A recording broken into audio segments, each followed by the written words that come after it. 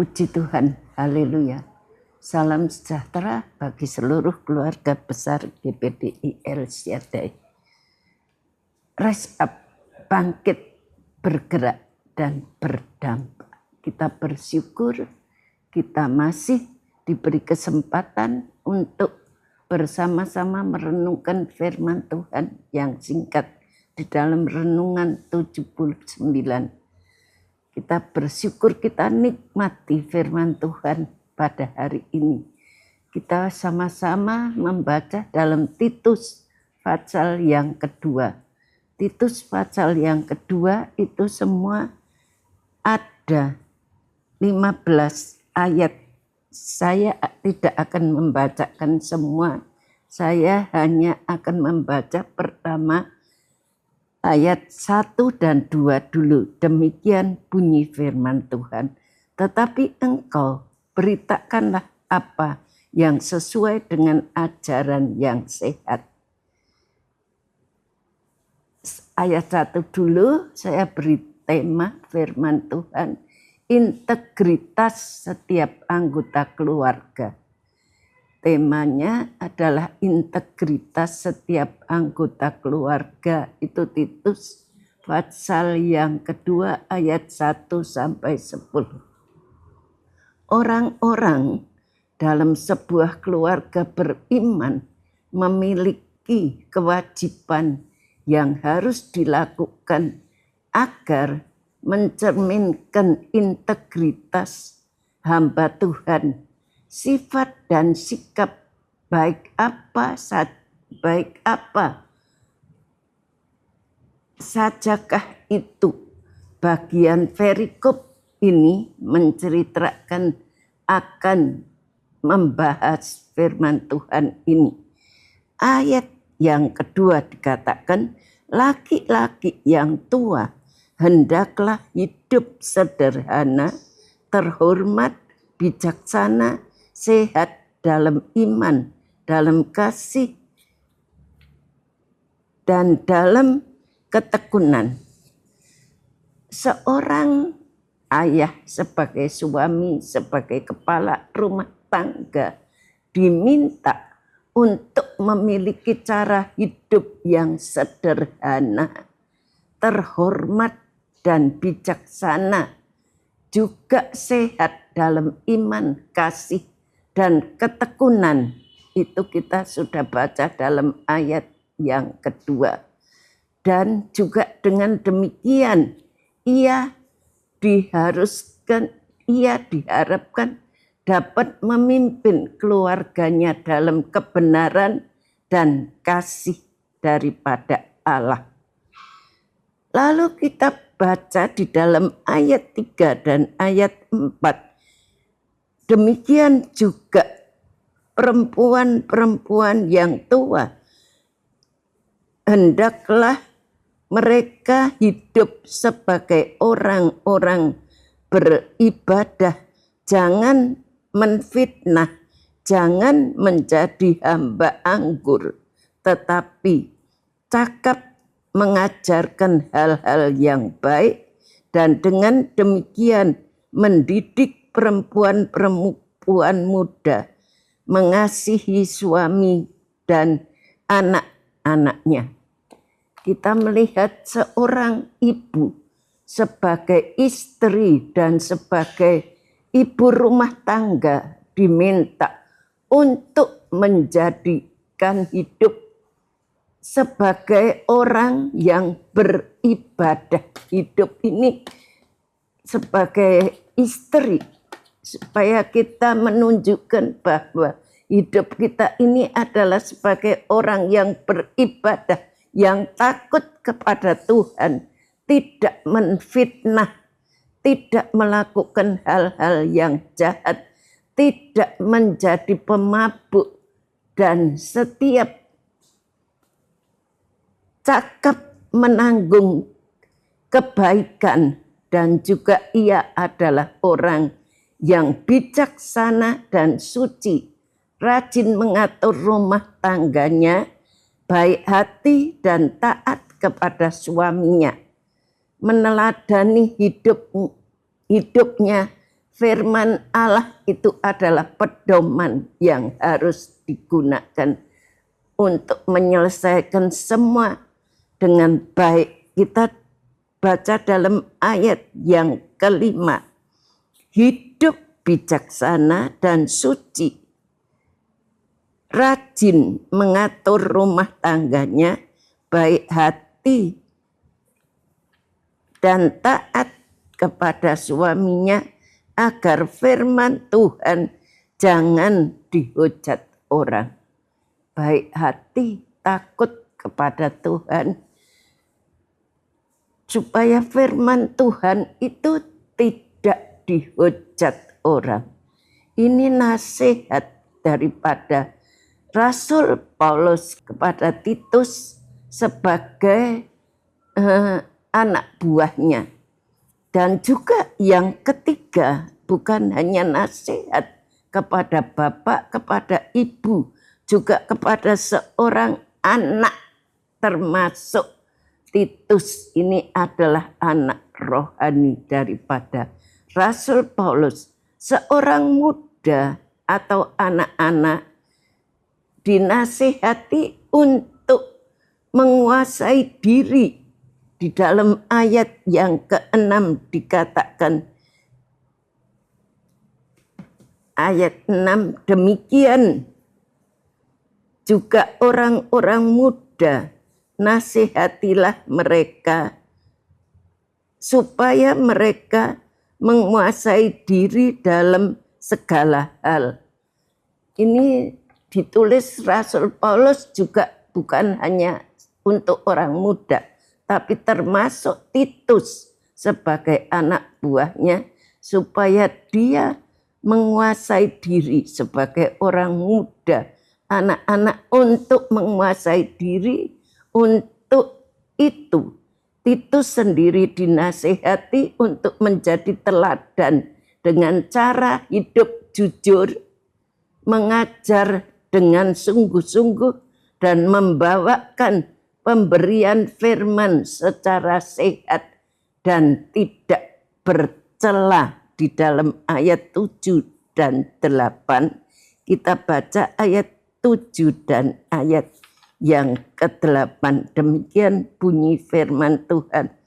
Dan jadikanlah dirimu sendiri suatu teladan dalam perbuatan baik. Hendaklah engkau jujur dan bersungguh-sungguh dalam pengajaranmu, sehat dan tidak bercela dalam pemberitaanmu, sehingga lawanmu menjadi malu, karena tidak ada hal yang dapat mereka sebarkan tentang kita. Ini adalah nasihat Rasul Paulus juga kepada Titus sebagai orang muda, supaya Titus ini sebagai hamba Tuhan taat dan berkenan kepada tuannya, tidak membantah dan tidak berbuat curang, selalu tulus dan setia. Dengan demikian dalam ibadah maupun pekerjaan mereka selalu memuliakan ajaran daripada Allah. Titus dinasihati, kita sebagai anak-anak muda pun dinasihati. Seorang muda itu diminta untuk taat kepada firman Tuhan dan juga tidak membantah, tidak berbuat curang, selalu tulus dan setia. Demikian juga ibadah, dalam hal ibadah dan pekerjaan mereka selalu memuliakan ajaran daripada Allah. Puji nama Tuhan. Semua ini menunjukkan bahwa seluruh anggota keluarga Kristen sebagai keluarga dari orang-orang beriman haruslah menata diri dengan sebaik-baiknya. Setiap anggota dan kepala keluarga sampai hamba harus mengusahakan diri untuk memiliki integritas yang baik dan berkenan kepada Tuhan. Jadi melalui kebaikan yang diajarkan dan melalui kehormatan hubungan antara anggota yang diperlihatkan, keluarga Kristen dapat menunjukkan adanya Kristus di tengah keluarga mereka untuk menjadi terang bagi masyarakat yang ada di sekitar kita. Kalau kita hidup di dalam ketaatan kepada firman Tuhan, maka nama Tuhan akan dipermuliakan. Sebab itu akan dilihat oleh semua masyarakat dan orang-orang di sekeliling kita, bahwa hidup kita itu berdampak untuk menjadi terang bagi kemuliaan nama Tuhan. Integritas Kristen, keluarga Kristen harus kita wujudkan dalam setiap tindakan, dalam setiap kehidupan kita. Dikala kita menanti-nantikan kedatangan Yesus Tuhan kali yang kedua, kita tetap mengingat posisi kita sebagai anggota keluarga dan kita tidak melupakan atau melupakan kewajiban kita sambil kita terus berjaga-jaga kualitas iman yang indah untuk kemuliaan Tuhan. Kita berjaga, menjaga kualitas iman kita kepada Tuhan. Kita tidak goyah di tengah-tengah gejolak dunia yang hari ini sering membuat kita takut dan khawatir. Kita percaya kepada Tuhan dan Tuhan senantiasa akan menolong. Biarlah kita boleh menjadi berkat integritas setiap anggota keluarga. Kita menyadari sebagai anggota keluarga di rumah atau di gereja, kita melakukan segala sesuatu yang menurut kehendak Tuhan, pimpinan Tuhan, supaya nama Tuhan dipermuliakan.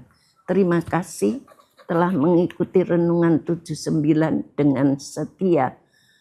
Kiranya dapat menjadi berkat bagi semua Bapak, Ibu, Saudara yang ingin didoakan untuk pokok doa tertentu, menceritakan kesaksian baik mujizat, kesembuhan, pemulihan, masalah keluarga dan lain-lain dapat disalurkan melalui chat WhatsApp di nomor 08 13274200088. Mari kita bersama-sama berdoa.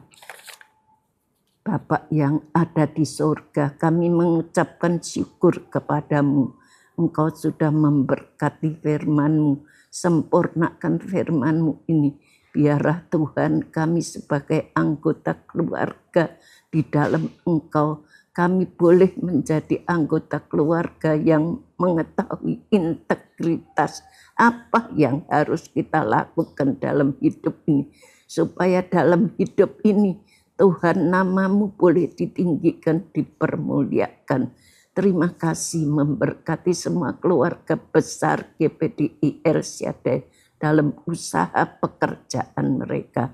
Tuhan tolong. Terima kasih dewasakan rohani keluarga GPDI El Shaddai, mulai dari anak-anak, pemuda, remaja, ibu bapak, sampai mereka yang lanjut usianya. Terpuji nama-Mu.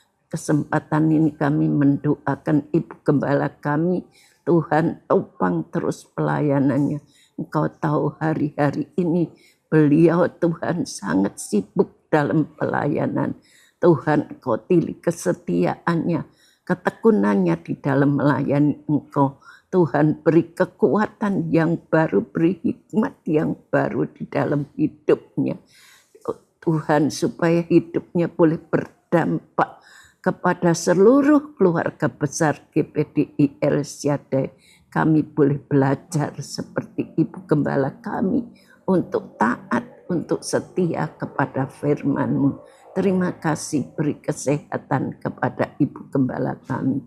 Tuhan, juga multimedia yang dengan setia melayani kami. Tuhan memberkati, membalas mereka dengan limpah-limpah. Haleluya. Terima kasih. Kiranya keluarga besar GPDI El Shaddai tidak lupa berbuat baik dan memberi bantuan, sebab korban-korban yang demikianlah yang berkenan kepada Allah. Terima kasih. Haleluya. Amin.